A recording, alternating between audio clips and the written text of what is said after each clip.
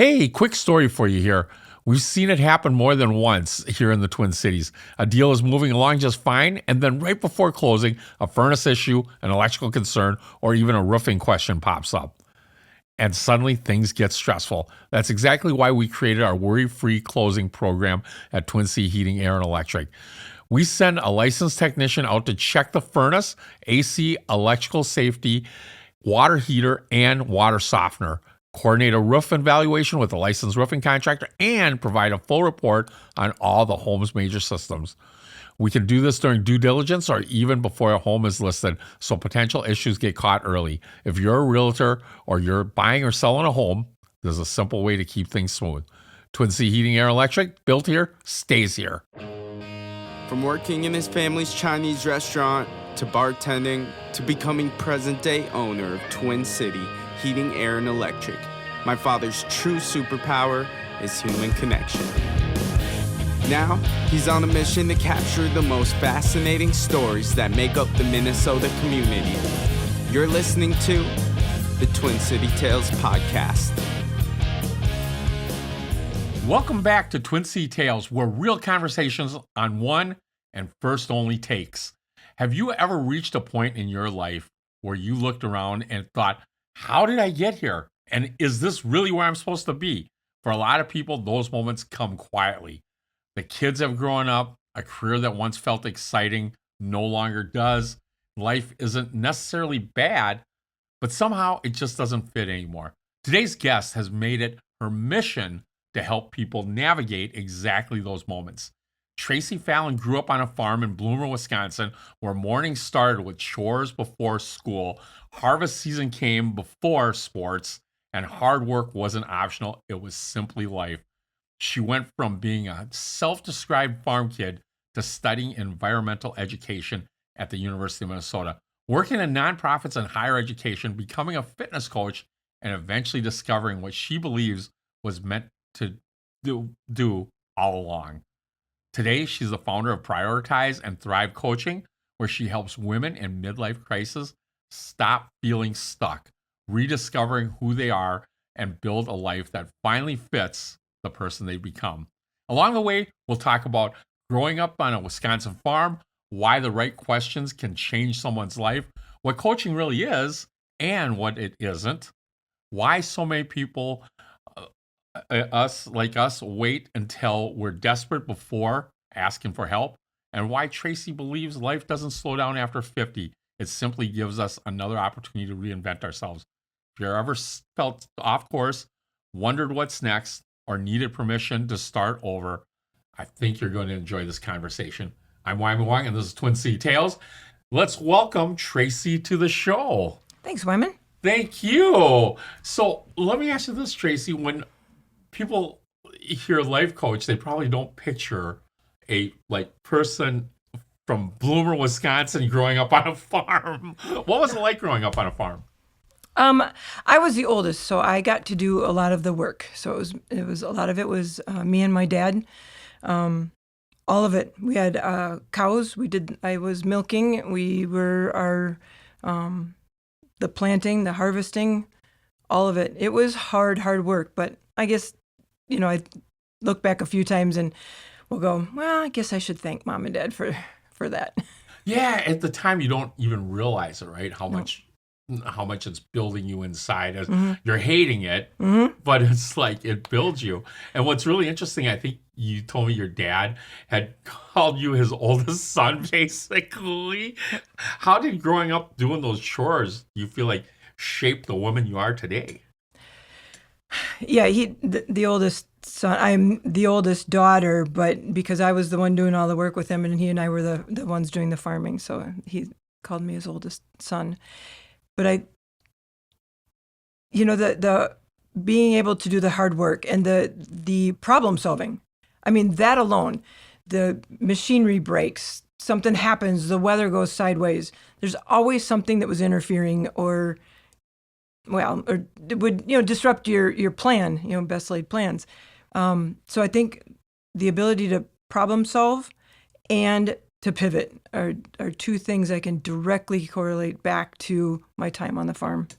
That's interesting because I feel like life is like that, right? Business is like that. Almost Mm-hmm. anything that you're involved Yep. in, there's different seasons and the challenges that it presents, right? Yeah. And even psychologically, because the one thing that kind of stuck out at me was when we talked about how you miss volleyball because Mm-hmm. harvest, right? Like Yeah. that took away some of your childhood. Looking back at that now, what did that teach you about sacrificing and actually your priorities, right?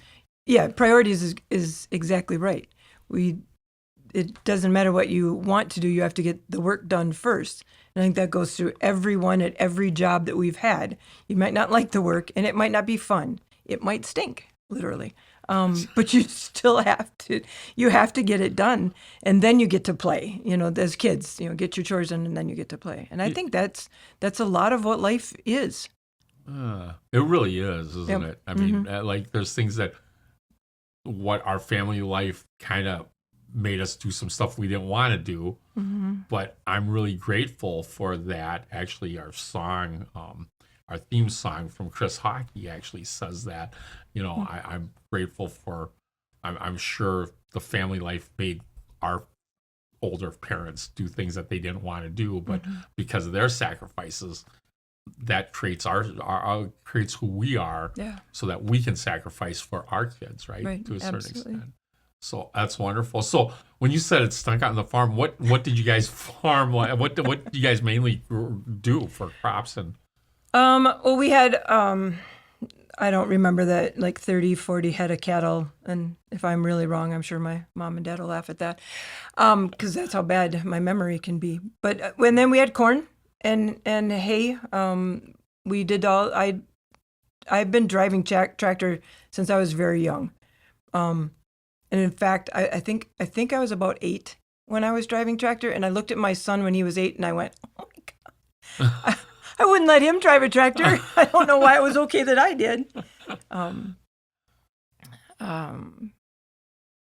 Yeah. Times have really changed They in have. farming too. Like Mm-hmm. the equipment has gotten better, and then what I've kind of noticed in farming that I'm a little, and maybe your parents, if they're listening, I'm kind of disappointed in is that there's a lot less like true family farms out there. Like Yeah. when I was younger, I felt like you can go to the countryside and you saw farms actually with people on it and barns and Yep. farmhouses. Mm-hmm. Now it feels like you can drive for miles and not see one. Yeah. And no cut against CHS or those other companies, but you can just see their signs all along the roads there, and you know that those are corporate farms. Yeah. And growing up, we were a family farm, and I didn't have any corporate farms around me or as I was growing up. So it was all of us, working on our own stuff. But of course, when something was needed, you got, the tractor and the whole thing stuck. Calling on each other happened a lot too. But we were, a mile, 2 miles, 3 miles apart. And so the biking to a friend's house, was at least something fun to do.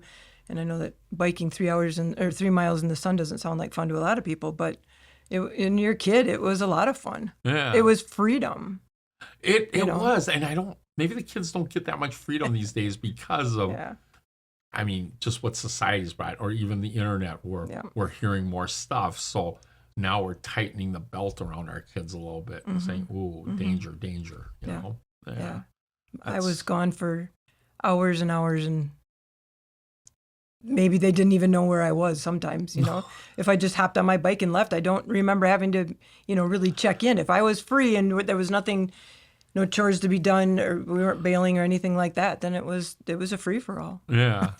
You can find you at the swimming hole or Right. or at a friend's house, right? Yep. So kind of finding your path, you graduated out of high school without a plan. Yeah. You had no clue what you were going to do. Did you imagine your journey would eventually lead you to helping people to reinvent their lives at that point? No, not at all. I was one who graduated from high school, no intention of going to college, and with no plan either. Small town, a lot of the people that I knew had, I said they're sitting on the same bar stool or in the same pew. Then all these years later, and I had no idea what I was going to do, so I just kind of rolled with it, and that's exactly what I did. I moved to met a boy and moved to the big city, which my parents, then they paid attention. It was like, you're going where? Because I don't think that was ever, a thought for them either, that any of us would move to the big city or go too far away. Yeah. But yeah, I got out. When you said Minneapolis to go to the University of Minnesota, that's truly the big city, right? Like the city for you was like Eau Claire or Yeah, if you want Matamidi. That's like, oh, we're going into the city. Going to the town was like, I don't know, like Thorpe maybe. Like we're going into town. Eau Claire was definitely, that's where you went for the movie theater. Yeah. Big shopping. We're going shopping, so we went to Eau Claire. The city. And then the big city is like, oh. Yeah. I don't think I was ever in Minneapolis or St. Paul as a kid. Really? No, we didn't. If we needed something, we went to Eau Claire or Rice Lake. But we didn't do much for, big city shopping. We were farmers. We just made do with what we had. Yeah. Yeah. What is that place? They have one in Osseo, Wisconsin, where I stop at, but it's also in Rice Lake. It was a pie place that's incredible. I don't know. I haven't been there in a while. Now it's really bugging me. Are you drooling? I am. They made some great pies because we'd go to Chicago, and that was like one of our stops. It's an Osseo for one. Okay. And I always think of Osseo, Minnesota, but God, now it's killing me. It was like a Swedish place, but they had really good, anyways. So moving from small town Wisconsin to the University of Minnesota, what opened your eyes the most during those years? A lot. The small town that I grew up in, about 3,500 people at the time, our definition of diversity was whether you were Catholic or Lutheran. That was it. We had no diversity. So for me to move to the big city and just to be in awe of everything that I had never seen before, the people and the different food, we didn't eat very, let's call it creatively. My father didn't like vegetables. So, I think I was probably 16 before I had broccly. It's like, really? And growing up on a farm, you would think if you didn't like it, beans. we didn't grow it. We had lots of corn and peas and beans and a few things, but no, the food and the people was just amazing for me. I just soaked in as much as I could. Yeah. And it even gets a little more diverse. Like when you go out, like we think that. So I'm just looking at a different lens. Like I grew up in Minneapolis area all my life, right? And like there's Asians, but it's definitely not as diverse as other cities. I still remember my nephew, Quincy, coming into town when he was about 10th grade, and he says to me, and this was when Minneapolis area was growing with a lot more Vietnamese people and Hmong, and I just still remember, and he grew up in San Francisco, like in the heart, like in the Bay Side or whatever, and there's a lot of Asians there, and his line to me was like, you guys have a lot of white people here in Minnesota. So it's almost like our perspective, right? Like you came here and you're like, wow, there is a lot of different color here. But when I was growing up, and at that same time, I'd be like, yeah, we have a lot of white people here. You know what I mean? So, but that's the beauty of Minneapolis area, though, too. Like we do have enough diversity of culture and great foods, because I just saw in the paper the other day that we are one of the top areas in the country with different ethnic foods and good ethnic foods too. So it's really interesting. Yeah. So looking back, because you went to the University of Minnesota for environmental education, and then you went to fitness, it was kind of quietly preparing you to become a coach, even though you didn't know it yet, right? Yeah. I mean, it's kind of amazing. Was there a specific moment that you realized, like, I've actually been coaching my entire time I've been here? Yes, and oddly, that didn't come until I was 49 years old. Oh, interesting. So I had been, I went from graduating with a degree in what was formerly called Natural Resources and Environmental Studies. Went to work for a few nonprofits related to environmental education. had my son, got into fitness, went to the University of Minnesota, and I couldn't draw a straight line between those. It was like I had this wonderful compilation of skills, but I wasn't a thing. I wasn't a scientist or a doctor, anything. I couldn't figure out what all of this had to do with each other. And I had a job at the U that I wasn't quite enjoying at the time. And I just started to look around, and on Facebook, an ad popped up for a life coach certification program. And now this is 7 years ago, so Facebook wasn't following us quite the way it is now. So I'm not quite sure how it came about. But as soon as I realized what this certification could be and could mean to me, I think I screamed and cried all at the same time, because I realized the line between it all is I had been a coach.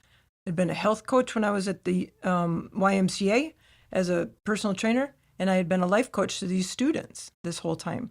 But I didn't see that before that coaching certificate program came up. It was great to see that it all kind of did correlate. But even the environmental education, that was the roles that I've had in a lot of these jobs. I was always the one helping the leader. So I was like assistant to the coach, if you will. And just helping big ideas come to be, and having to ask the right questions to make sure that I understood what this grand idea that they had might look like or could look like. So that asking the questions and kind of getting more to what might be a good solution, program, event, whatever, for everyone else. So I was like the translator in the middle through a lot of it. And coaching is a little bit like that too. It is. It's like the beauty of it is like, some people think that they can coach themselves, right? Like, I know what I want. I know exactly where I'm going. Who's going to tell me any better? But I feel like what really good coaches do, with you including, is like you help people focus in and dial in on what that really looks like. And that's huge. It is. And coaches need coaches. Everyone should have a coach. Oh. And I don't just say that. Of course, I say that because I am one. But I really see the big changes that can happen in people. But our minds work such that we work off of experience and what we know to be true. But our mind tries to protect us. So it doesn't always allow you to ask those questions that are way off to the side that would be helpful, but nope, we're not going to go there. Whereas a coach gets to ask you those questions, and when you start to answer them, and that's my favorite part of the job, is seeing, somebody's brain kind of glitch out for a quick second where they're like, I don't know the answer to that because they hadn't thought about it, but they know that there's something there that they hadn't considered. The other thing that I see coaches do really well at, or the reason why I feel like coaches are so important, is like you can be in the middle of a storm, but you can't see what's around you. A coach can see kind of what's around you. Like you're just in that moment, right? Yeah. And maybe I'll use sports for an example, right? Tom Brady's out there and he's actually trying to read defenses. He's got 50 things going on. But Belichick, who's his coach, can see everything from a different angle and a different lens. And he comes back on the sidelines and he says, hey, this is what they're doing to you, because he can't see it because he's right in the heart of it, right? Yeah. And do you feel like when you do that for your clients, you want to elaborate a little bit on that? Yeah, it's holding space for them where they're at. So not telling them that what they're doing is wrong or that, you should do it this way. There's none of that. It's helping them see before they can actually see what it is that is both in their way and what's missing. And so it's almost like I'm above a little, floating above a little bit. I can see what they're saying, and I understand why they're in whatever situation they're in. But then it's asking them the right questions so they make the moves themselves. That is by far one of the biggest things. Coaching is a process of discovery. So the client gets to discover just a little bit of what was hidden so that they can make their own decisions and do what's best for them. I don't tell them what's best for them, but just it's asking those right questions that their mind just isn't going to allow them to ask themselves. And that's what makes, I also feel like a good coach, right? Almost like you have to be a good leader to a certain extent because you have to really listen Mm-hmm. to the actual issue. Mm-hmm. And you also have to make it feel like it's their idea, not your idea, because they're not going to be able to pull it off. So how do you steer them in that direction, right? And Mm-hmm. I feel like you do a lot of that. How do you steer them in the right direction? Do you have a process for that? Or Well, we are the experts of our life. So, you started to say about, that there's a little bit of being a good leader comes in with coaching a little bit. They're the experts. They know what's best for them because they know their whole life. I get little pieces, they'll tell me some stories and fill in some of the blanks for me, but they're the expert on how any change, any adjustment, adaptation to their life is going to affect all of it. I think the asking the right questions and helping them to make their own decisions. As far as having a framework that I follow, a lot of it is just free flow. It's just a conversation for the most part, but it's guided. There's a method behind the madness to some of the questions that I'm going to be asking. Yeah, and you might know, well, you not know. I guess you sense some of the right answers, but you can't tell them right away. Like this is what you need to do. Yeah. You need to lead them into that position and Get them there. Yeah, and I think everybody thinks, I guess, using the word leader, for lack of better terms, is how I can just think about it. Mm-hmm. But in true reality, I feel like leadership is a little backwards sometimes because I think you serve them to get them to where they need to be. They're going to do whatever it is that they're going to do a lot better than what you're going to do. So I'm not going to sit there and tell them like this is the way you need to do it. Mm-hmm. I just need to help them and support them to get to that higher level thinking that can't do what they do. Mm-hmm. So. And sometimes it's just holding their hand so that they can trust themselves. A lot of it comes down to self-trust. They're full of doubt or can't see how it could possibly, a particular change could possibly happen. And it's just making them feel safe enough that they can actually let their mind maybe move a little bit forward of what it could possibly look like, visualize it, think about it all the way through, because our minds like to stop us and go, oh, nope, we're not going to go there. We're safe here. Even if you're uncomfortable, we're safe here. And that's where a lot of our discomfort, I think, with times of transition, that's what it comes from, is we're safe here, but we're not really comfortable or happy here. Yeah. But it's also part of what we've learned in the past, right? Our past experience kind of creates some of that things that we get stuck in. Like, I ain't going there again because, man, that really sucked. But you have to go through whatever it is you go through to break through that other side to get there. Yep. No, that's absolutely wonderful. Let's get into back into you reinventing yourself, right? Like, I know that at one point when we talked, you as an entrepreneur, because you've been doing this for a while as a coach, and you rebranded yourself from the Hope It's Okay. You were a New Leaf Wellness. Now you're Prioritize and Thrive. What changed, not just in business, but in you? Well, a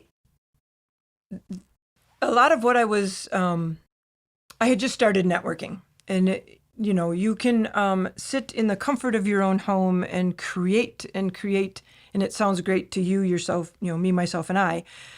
But the more I talked about it, the more I went out and did networking, the message was only half hitting. I could see people kind of go, oh,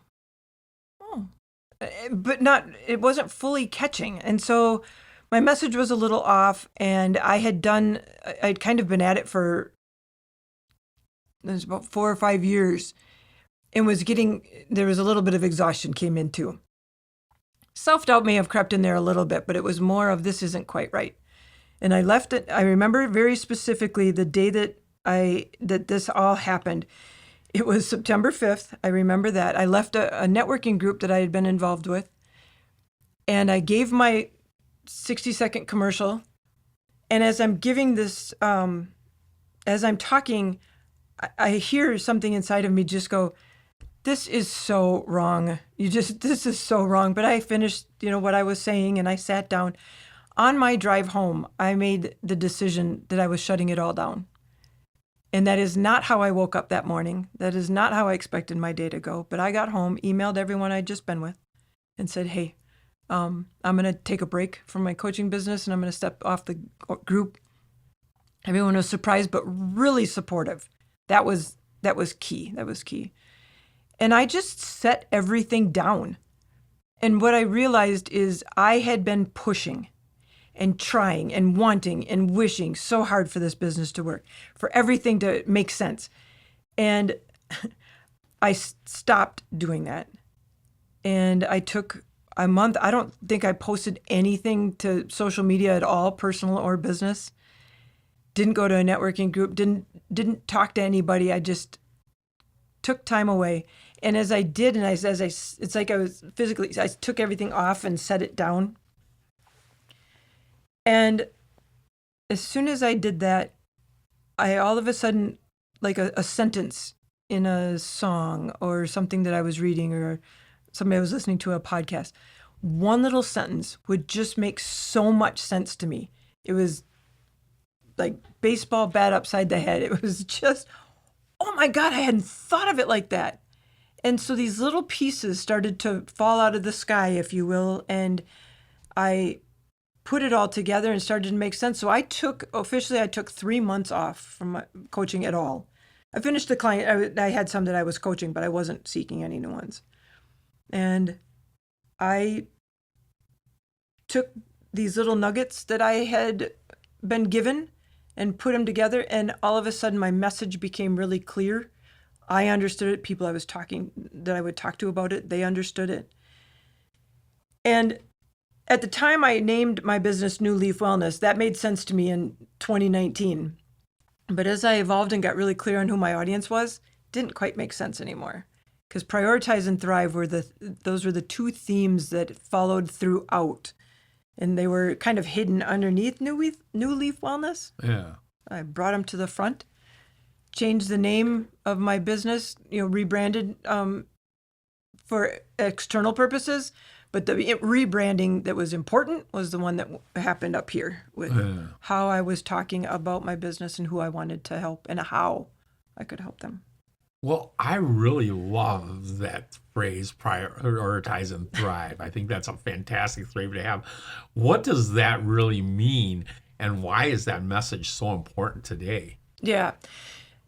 My coaching business came about because of what I was going through, which I can share a little bit later. But to answer your question, prioritize, we, especially as women, we put everyone else first. And there is something about midlife that actually asks you to please prioritize yourself.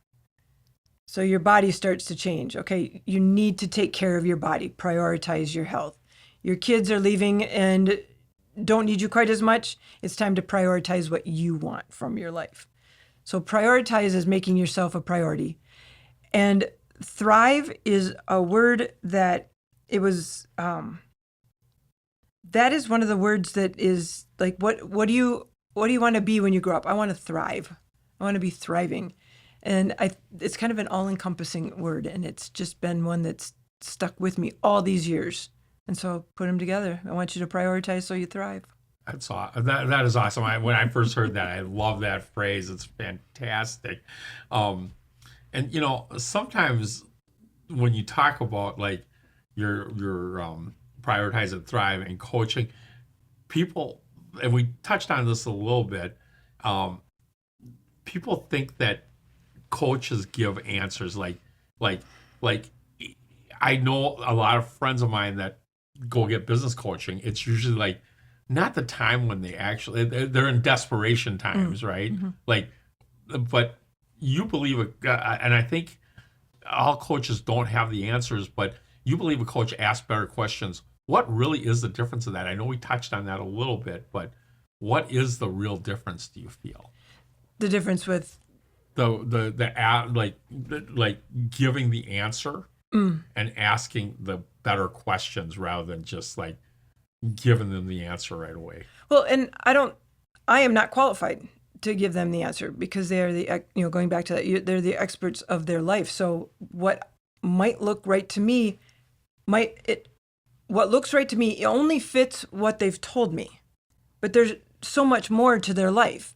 If I'm career coaching someone, helping them advance their career, I can give them suggestions maybe, or have you thought about this, or what happened the last time you did this, or something like that. But it's still just asking them the right question. I'm not qualified to give them the answer. They're the only ones that are qualified to come up with an answer to whatever their challenge is. And I asked that question because it seems a little bit harder to ask that, or it's not a hard question. It's just, I feel like you're able to do that for yourself, because one of the things that caught my attention was that you were your first client, which is really cool. Yep. But it's also hard to sometimes not have the answer for yourself because you're thinking through it, right? So you have to ask yourself those questions. Am I correct in saying that? Yeah. Yep. So I feel like there's a big part of that which helps you become even better at what you do, understanding how you can work through that and asking the right questions, not only to yourself, but so you're thinking 5 steps ahead of time for the client. Well, it's, I think I can speak for almost all coaches. We love to coach on what we've been through, what we, I think it was Tony Robbins, make your mess your message. And so what I've gone through and what I've come out the other side, and I have some knowledge and some expertise, if you will, on how I went through it, that's what a lot of us coach on, is what we know. And that, so I get to use some of my experience to maybe ask, that might guide some of the questions that I ask. And it's just listening and to see where they might be going, but their own words aren't getting them there yet. Yeah. And so maybe my hope is I ask at least a question that gets them to where they're trying to go, but they couldn't see it at first. Sure, that makes a lot of sense. And part of it, too, is like, I think you get more blinded when things get tougher, right? Like you're just kind of like really feeling like it's a grind, and it's like, my life is miserable. And I think that's where people, because I don't think people seek out coaches right away when everything's great, right? It's not like they go, my life is really good, I should get a coach. Exactly. You know what I'm saying? I don't think they seek that out. But the thing that you said, Tony Robbins said, was like your mess, right? Like that's when you realize, like, oh my gosh, I need a coach. Why do you think so many people wait until they're desperate before asking for help or getting coached, and instead of getting coached earlier? Well, especially us women, we're the ones that need to solve the problems most of the time anyway, and we think that there's almost a weakness. I don't need someone else to do it. I can do this. Why can't I do this? I should be able to do this. And it's like a vicious cycle in our mind. I should ask for help. No, I got this. I can do this. So it's a little bit of, we get stubborn and we get caught up in our own, our own story and think that we can do this. I got this. I don't know if it's just women, though. No, not just women. No, I think men do that, especially when you ask them to get driving directions, right?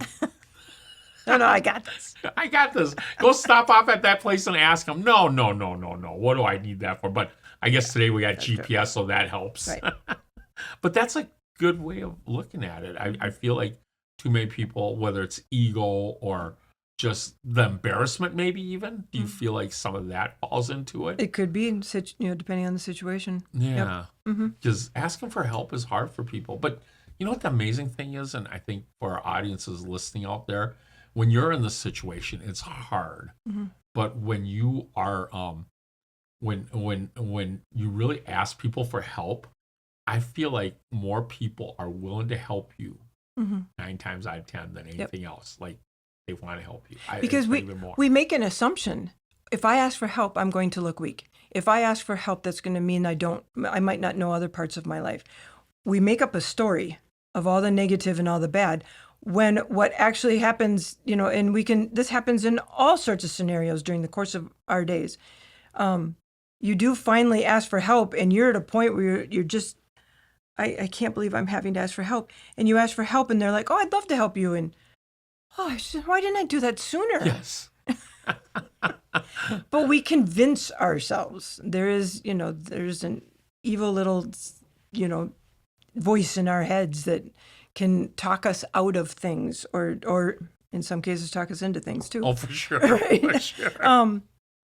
And we listen to it far too often. But it's if you're brave enough to take the step despite a little bit of fear, Yeah. lots of good things happen in different scenarios. Yeah. So going back to a little bit about reinventing yourself too, your niche is really helping women in midlife where they feel really off course, right? Yeah.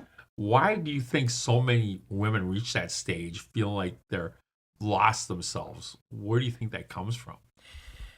Well, it's like we've had our heads down. We're raising kids and we're taking care of our parents and we're doing our job and we're taking care of ourselves and keeping our marriage. Everything's happy there. Everyone's happy at home, happy at work. And all of a sudden, and it's for almost all women, it feels like it happens all at once. Now, it might not happen exactly at once, but our bodies change thanks to menopause. Perimenopause hits. Again, our kids don't need us quite as much, but our parents do. Our tolerance for our job and our relationships starts to wane. And it feels like that happens all at once. So there's this big, 75 car pileup all of a sudden happens and you don't know what to do about it. Life was fine before, but now there's this disruption that happens. And that is my definition of midlife, when all these changes seem to happen all at once. And it is a time where what to do next isn't always super clear. And, whether it's our bodies, you don't know what's happening. I don't know how to fix this. That becomes the phrase that gets you, I want to fix this. It's not something that needs to be fixed. It's your health. You need to adapt. But again, all of it happens all at once. And then there's the other side of what am I going to do now and what am I going to do next?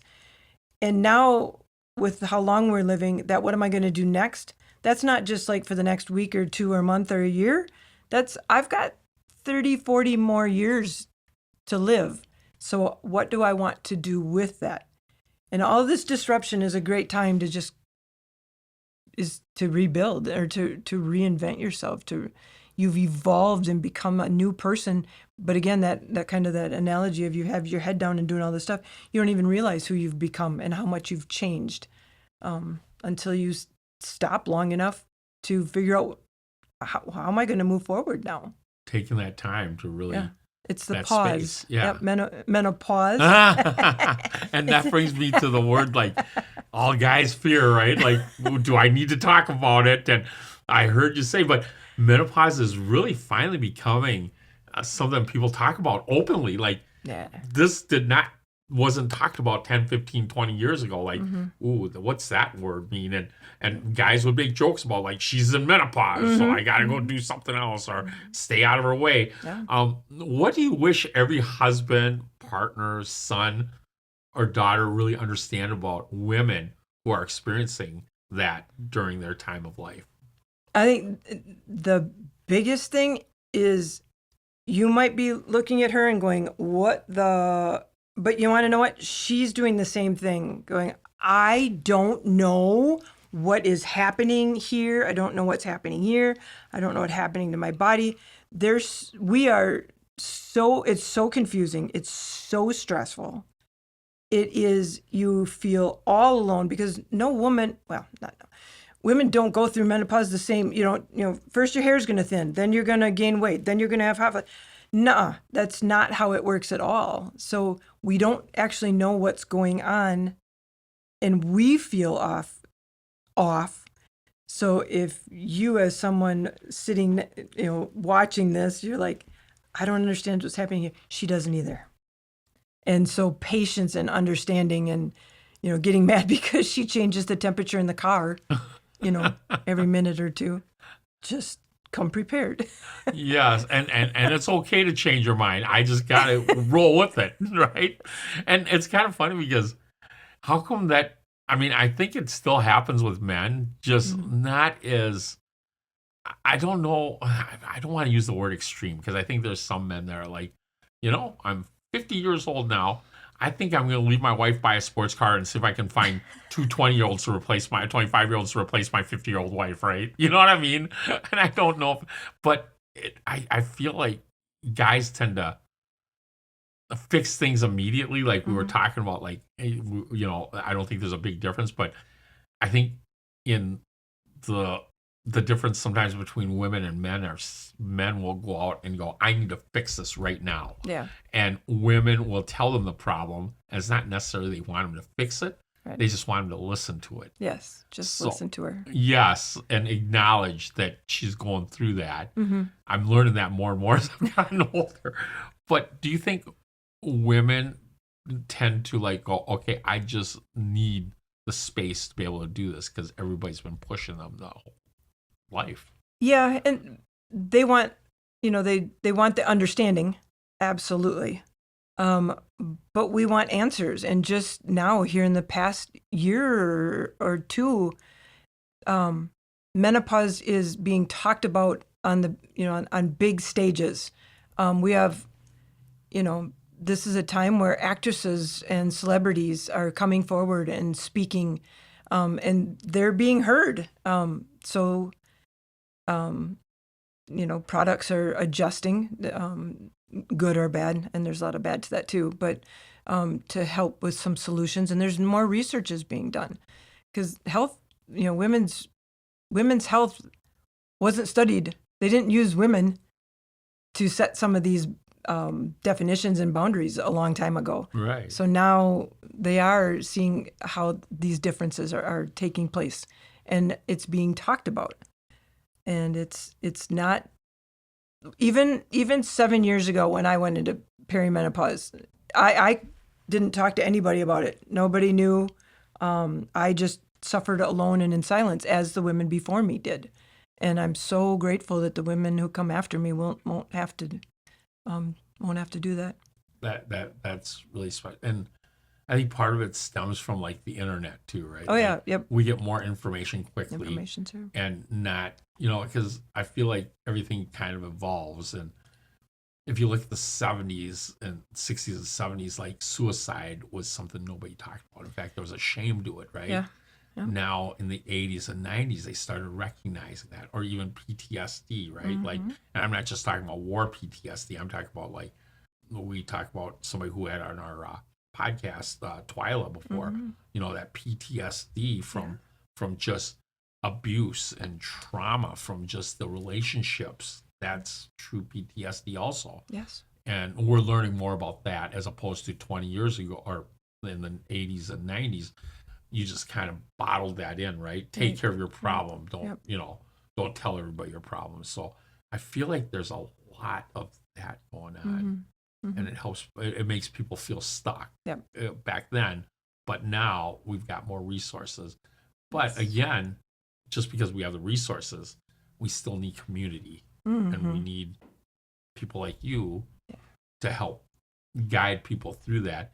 So let me ask you this. If someone is listening today who feels stuck, whether 35, 50, or even 70 years old, what's the first step they can take this week to begin prioritizing themselves so they can truly thrive?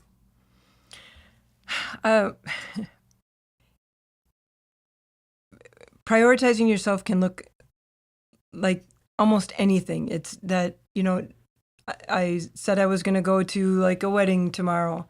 If what you need very badly is to have that day off, then be okay with saying no to certain things, and then be okay with saying out loud what it is you actually need. So I think that, maybe the answer to that question is to prioritize yourself, vocalize what it is that you do need, because we tend to keep it to ourselves, and then we, grumble and go to the wedding anyway and didn't really want to be there. Well, you didn't say anything, so I didn't know you didn't want to come, that might be what your partner is saying. But I think the big thing is speak up for yourself, because as soon as you do that, you'll notice, just like asking for help, things will shift a little bit, and it won't be as hard to do as you thought it was going to be, or cause as many problems with other people as you thought it was going to. So you're saying like the important thing is actually vocalizing it. Yes, And vocalize. even writing that message down, I feel like is really huge. Yeah, writing is amazing. To journal, I know there's a big push for journaling, but getting out of your head, getting some of those thoughts out. Don't use periods and commas. Just write, and just let yourself offload what's in your mind. Feels refreshing. Yeah. And part of today we have a lot of technology, and that I started doing that, but then I need to work on consistency. But with the technology we have today, everybody has a phone. Yeah. And you can do notes on the phone, and you can record it. I think what you just said was really beautiful, because if you can help with that and just kind of do the I'm going to record my message today to myself, right? And that helps you get it out there. And when you start putting it out there, I think things start to come to fruition. Yeah. Whether it's vocalized, once you vocalize it, it's actually written. You go back there and read it again, and it does give you clarity. God, lots of good stuff here that you're bringing to the table. And, a couple things that I wanted to kind of ask you about with your coaching is how do you find some of your clients? I mean, with is it the word of mouth, or because I think going back to that shame part, right? Like, I'm stuck, but nobody wants to admit it. Are there certain questions that you ask to get that out of people, or how do you do that? Well, the first part of your question, the getting clients has been a lot of word of mouth. I do a lot of networking, and I also have a workshop that I'm working on making some edits to it right now, but a workshop that I have offered before and will be offering again, where when people resonate with what the workshop's about, and they come and find out that, oh, that's me too. And so then we'll talk a little bit more. So that might be a way that they find out about me. Social media is the long game, as everyone knows, when it comes to marketing, and that's helped a little bit. I've finally getting some clients up from social media as well. Yeah. Yep. So, some of your workshops, you have it on your website, and we'll give that out later? Yeah. Yep. Beautiful. That'll be posted here soon. Beautiful. Is it a lot of prep for you to do that, or like to get those workshops going? Is there a lot of groundwork to do? It's usually it's the same workshop that I'll just tailor to if I'm doing it virtually, or if I go in to a business and give it, or just reserve space somewhere and invite people to come and join me. It's interesting that you say like going to a business. How does that work for you? Do you just how do you talk, like, let's say for my instance, right? I have a few team members who are women, but would it work for men too, or is it more of just, I know you specialize with women going through midlife, but I feel like there's a value to so that you do. Well, how do you go about that? When I've been asked to come into businesses, I'll first start with them what might be a useful topic, to talk about, and then I hear a little bit about what maybe the dynamics that are going on in the office, or maybe it's a reoccurring issue that everyone is self-confidence is low because sales have been down. Okay, so then I can tailor my workshop to speak maybe to a few extra things you can do for self-confidence when things aren't going well. So I can really asking the business owner what's going to be best for them, tailoring it, going in and having a good time. I like to do actual workshops where people I talk for a little bit, but then they get to do some thinking as to how that relates to their life, and have a few aha moments, and everybody leaves with one thing that they might do, today. That's make some awesome. change. And it's like part of that whole prioritize and thrive, right? Like, how do you get people to prioritize? Yep. That's your specialty, how to help them figure that out. And then the result is they get to thrive. Yeah. Yep. Wow. Taking some aligned action. They've got to You've got to be taking some action. You got to move out of awareness and understanding yourself. And, oh, I'm in menopause. Oh, don't like my job. That's awareness and that's information and that's data. But then what are you going to do with it? Yeah. Okay, it's the now what? What's next? Yeah. And I feel like just even saying that, sometimes people are stuck to even do the now what's next, right? Mm-hmm. Let me read another book. Let me listen to another podcast. I'll take in and it's constant consumption of information. But you have to have that action step, the now what. Yeah. Because none of it works. They're great information if you don't act on it, yep. Which is really important. Mm-hmm. Wow, lots of good stuff here. You know what? With that, let's take a break and we'll be back shortly. Right. At Twin City Tales Podcast, we believe in strong communities are built by people and organizations willing to care for others. That's why we are proud to support Hammer and NER, an incredible Minnesota nonprofit helping adults with intellectual and developmental disabilities live life to the fullest. Their work creates opportunity, dignity, independence, and connection right here in our community. If you'd like to help, Hammer and NER is always looking for volunteers, advocates, and donations to continue their mission. I am one of those people that highly help that community out. Learn more, get involved, or give back at hammer.org. Together, we can continue building a stronger, more compassionate community for everyone. Ever walk into a house and flip a switch and have no idea what it actually does? Like, is it a light, an outlet, or something in the garage? Nobody knows. Or what about when you plug in something into an outlet and it just slowly falls out like it's giving up on life? Or worse, the outlet just doesn't work at all. Well, we see that stuff every day. At Twin City Heating, Air, and Electric, we help homeowners take care of those small electrical issues before they turn into bigger problems. Loose outlets, dead plugs, mystery switches, we'll track it down, fix it right, and make your home actually work the way it's supposed to. So if something feels off electrically, it probably is. Twin City Heating, Air, and Electric, built here, stays here, feel the difference. Before we jump back into my conversation with Tracy, I've got a quick favor to ask. If you're enjoying Twin City Tales, please take a moment to hit that subscribe or follow button. It helps us share these incredible stories with more people throughout the Twin Cities area and beyond. And if you've enjoyed an episode, learned something new, or been inspired by one of our guests, we greatly appreciate it.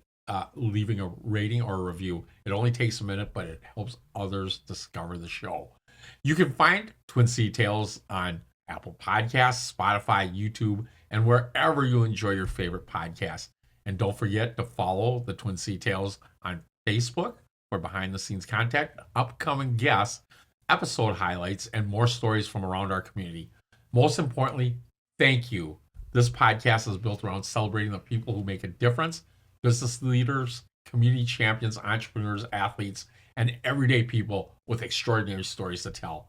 Your support allows us to continue sharing those stories. Now let's get back to my conversation with Tracy, because remember, life is too short for bad stories, bad coffee, or bad service, and you can't go wrong with Wymond Wong on the podcast. So, hey, before we keep moving forward, who's someone that you would love to hear or see on this podcast, and why? We were just talking about chiropractors. So my chiropractor, Dr. G or Dr. Nicole, would be fantastic. I've met them before. Have you? They've attended the Metro North Chamber events. Yep, Family First. And I think we did they opened up their new building like a year ago, so I went to their ribbon cutting or their location. Yeah, I think they've been there for a while. Maybe they were just celebrating an anniversary. Could be. Yeah, so that was really good. So this is the part where we go into the photo review. So we're going to start off with this one. You were so cute there. It was a huge birthday cake. Was that on the farm?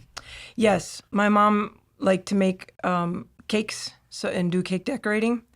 And that... It looks cool. It's a turkey. Huge. I was born it's a turkey. I was born on Thanksgiving Day. Oh. And so my birthday whether it was a cake like this or whatever, was always Thanksgiving related. Man, you guys must have got stuff because I usually think of apple pie and, and then now you got a little cake on top of it and pumpkin pie. Yep. That's an awesome picture. You were what, about 5 or 6, yeah. I'm not good with kids' ages. Me Usually neither. women are a lot better at that. I don't know why. The next picture, I love this. This is Yeah. so that was you in the white Yep, white and yep, blue dress. Yep. And it looks like a little bit of archery. Yeah. My dad was a professional archer, Yeah. and a lot of our family trips revolved around tournaments that he was off to. And we as kids were also shot bow and arrow as well. And a little known fact about me is that I have a gold medal. I was a national champion. Wow. Mm-hmm. That's impressive. I was 8. You were 8. I was 8. So do you still go out arrow shooting or not? Or No. what's going on? Dad taught us to hunt bow and arrow and gun. And as soon as I left the farm, I haven't done either one of them. Wow. Mm-hmm. You know, it's kind of funny because I started thinking how it correlates, and you know, coaching is a lot like archery in all reality because you don't just fire arrows at something and go, I'm going to hit the target, right? It's you truly have to slow down and then really focus and take aim. Mm-hmm. And I feel like that archery is a little bit like coaching. A little bit. My dad was really good at it. He could really take his time with aiming. Yeah. Me, I just kind of got up there and went.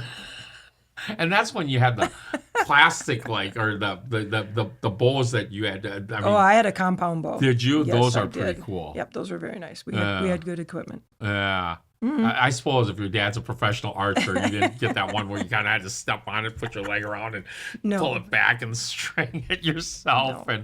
And that's pretty cool. So this one is. Tell us a little bit more about that one. It's your wedding picture. Yeah, that's my husband Dennis and I. We got married October 2nd, 98. We met in college. He's an urban forester, and I was in environmental education. Yeah, that's a beautiful. Where was that at? St. Patrick's Church in Oak Grove.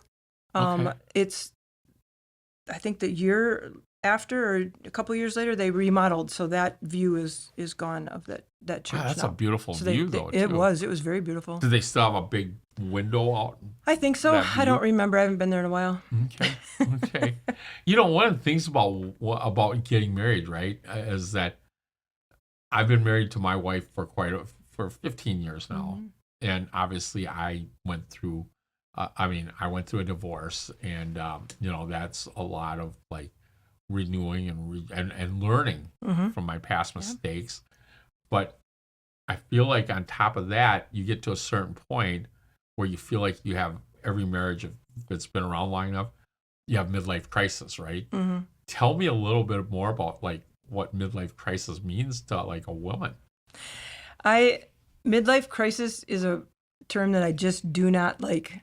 A crisis by definition is a time of danger. And midlife isn't exactly dangerous. It's not much fun, when things aren't going quite well and you can't quite figure out what you're doing or how to fix it. But the thing about midlife is it's a great time. It's full of opportunities. If you look at it just right, you have the chance to make adjustments to your career. If you're not happy in a marriage, you have a chance to make it's an opportunity. When your kids, get old enough where they don't need you quite as much, it's an opportunity for you to change their room into your craft room or to take more vacations or, instead of looking at it negatively, there are fun, positive things can come from what at first might feel a little negative. And that term midlife crisis is just nothing screams negativity like midlife crisis. I got to start thinking that way more. You mentioned midlife crisis earlier, and you were, thanks to Hollywood, what we think of as midlife crisis is, a man divorcing his wife and getting a younger woman in a very, very expensive sports car. Yeah. So that's a very male-dominated version of what a midlife crisis is. But since we're living so much longer, and we have so many opportunities. Midlife is just that shake-up that makes you look for them. I think you make a really good point about changing our mindset by calling it a midlife opportunity.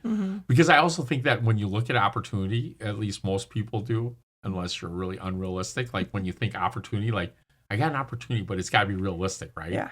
But if you go, I'm in a midlife crisis, I think it's so much easier to say I'm trading my 50-year-old wife for two 25-year-olds than if you say I have an opportunity to trade my 50-year-old wife for two 25-year-olds. You're like, yeah, that opportunity is like trying to hit the lottery, right? You know what I'm saying? So I think I'm going to use that from now on. Instead of midlife crisis, I think I'm going to start using midlife opportunity. But I'm also 61, so I'm kind of a little past the midlife opportunity. That's the thing about midlife. Thanks for bringing that up. Is that there isn't really a definition. There isn't, is there? There isn't. No. I think Wikipedia had it like ages 45 to 60, and facing major changes in your life or something, but you can't really even put ages to it. Somebody says, "Well, am I in midlife?" I'm like, "Do you feel like you're in midlife? Do you think you're in midlife?" And I had one woman argue with me that I'm not in midlife, and I never have, and never will be.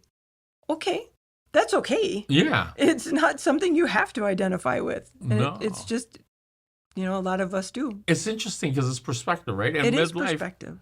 I mean, if you break down the word middle of life, some people only get 30 years of life. I'm blessed that I've gotten 60. I'm hoping I'm more blessed. But if I have a midlife crisis at the age of 15 or midlife opportunity, you know what I'm saying? There's a big difference. Yeah. So I think that's interesting.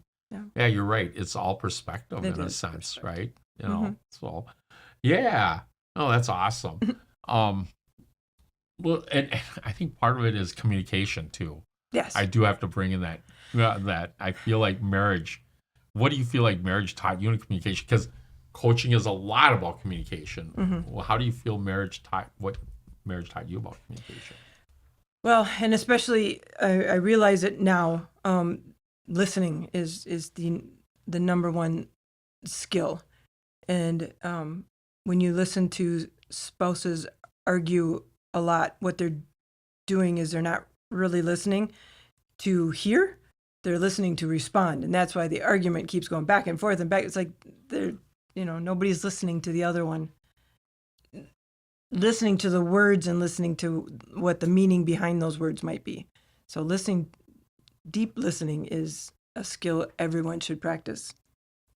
Yeah, and it's interesting you say that because I feel like when you said deep listening, that's so important. I feel like people will listen. Let's even use a better word. I hear you, but I'm going to assume certain things. And I just had Greg Coleman, the ex-Minnesota Viking punter, on the show, and he talked about how powerful words can be. Yes. And that's where we have to really listen, and even to ourselves, like, what words are we going to use? Because those words that come out can be so powerful, right? Yep. And for my marriage, I think part of the reason why it lasts, right now, we're going on, 17 years now? 16, 17 years. But I think the way it lasts is that I'm the outgoing person. I'm the one that likes to talk just to hear myself talk. And my wife is very introverted, so she tends to just listen. So it works. I hope she thinks the same. I think she kind of, she just knows to let me vent. And yeah, I think it works that way. But I think sometimes marriages work that way too, right? But I do stop and listen to her. She might not always agree because she always tells me I have selective hearing, but I think it's in our nature sometimes. I think so too. So, the next one, I love this picture because it's so bonding. Yeah, that's my son, Sean. Sean just turned 24. He's just the love of my life. So, obviously when he was born, it changed the direction of your life, obviously, because you just did things a lot differently at that point, and it changes all of us. What emotions come back when you look at that picture? Oh, I just want to squeeze him. Now he's 6'2", and I get side hugs, Um, like, Really? At 24? Don't no, you really? know, just the hugs aren't what They they used to change. be, And Yeah. they're not the ones I got there, Yeah. Yeah. I see. The one thing that I feel like we all miss though, and I just said this before, and Dan's probably rolling his eyes again, but behind the camera here. But the one thing that I wish I would have done when I was younger was like, if you just knew that was the last piggyback ride you were going to give them, Oh, because you don't think about that until that moment passes, oh yeah. and like 25 years later, you're like, God, I just wish I would have saved that or savored that just a little bit longer, And I can guarantee you, if I like just went up to Dan right now, or even when we're out to dinner and go, hey, hop on, let's go for a piggyback ride. He's like, what are you, nuts? I'll kill you. I'll crush you under that weight. Yeah, So absolutely. that's an awesome picture. I love Yeah, that. yeah. Such a bonding picture. Yeah. And then, so I was trying to figure out if that was high school or college. This photo, when it comes back up on Facebook memory, because one of us took a photo of the newspaper article. That's out of a newspaper. Okay. That is Jessica and Kristen, and we were students at the University of Minnesota. Okay, so college. Yep, and we were members of the environmental studies student group. It had another name. Anyway, and we went to Yale University. This would be the early 90s, and they were doing some training on being environmental education, and helping with student groups, and helping getting the word out about some changes that, how to get people to better understand their impact on the environment. And it was my first time on an airplane. That was Country bumpkin. Yep, I was, absolutely. Absolutely. And I don't remember who took that photo. Obviously, it's selfie-ish looking, but the early 90s, it wasn't. But we were very, very serious about what we were learning and what we were doing, and that made it into the school newspaper. Oh, that's so. Back then, remembering that picture, and were you confident, shy, or do you feel like you were still figuring out life, right? Yeah. What was that like for you? I was coming out of my shell. The young woman in college was not like the young woman I was in high school, for sure. I was the leader, the president of that student group, and had some internships too, where I was put up on stage, and the leaders started to come out thanks to college. And again, for somebody who didn't think that they would ever go to college, I got so much out of that experience. That's such a beautiful story. I don't too, know because you had no plan. If I'd be anything like the way I am now if I hadn't gone to college. And I'm probably saying a little assumption, but sometimes you're more comfortable with where you're at than anything else. Mm-hmm. And small towns will kind of just keep you in that, because the thing is, like, the change opportunity is, the risk of that is much higher than, man, if I stay here, I'll be fine. Yeah. And I'm glad you took that leap. And I am too. It actually gives me a chance, because you said Yale, and I've always thought about this. How do I bring Andre Burke into our conversation in the podcast? This is my time. Andre Burke, Yale University. Andre, I did a shout out for you.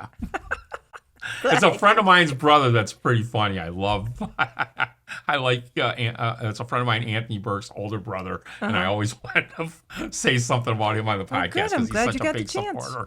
Exactly. So, yeah. So that's awesome. If you could pull aside that young Tracy today, what advice would you give her? Think big. If you're thinking big, it should feel scary. And if it feels scary, it might be worth a try. And so Ooh. I think that's what I wish I could tell her. God, I love that. That's really good. You know who I think has an incredible mind that thinks somewhat like that too? Marion Cook. Isn't she amazing? She is amazing. And she'll like even go out of her way to try things that might feel uncomfortable. Mm-hmm. And she makes a point of it. Yeah. Which I think is awesome. It's all just an experiment. Yeah. Yep. So it's I love it. pretty good. I do have one more crazy question for you. Sure. What do you hope people will say about Tracy Fallon's life, what she lived? What do you hope people would say about that?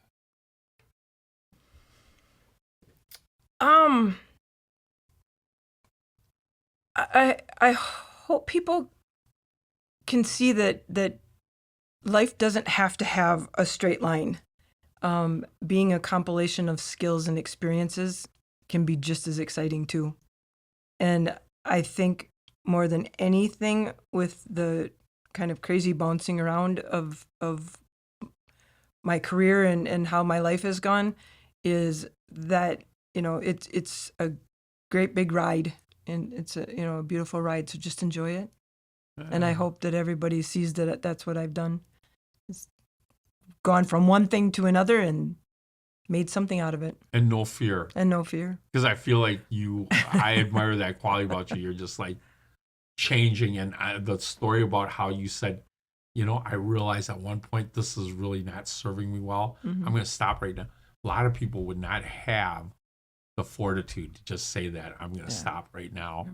I'm going to redo everything and take that time and that pause, no pun intended for menopause, to really go, hey, what's going to work for me? Mm-hmm.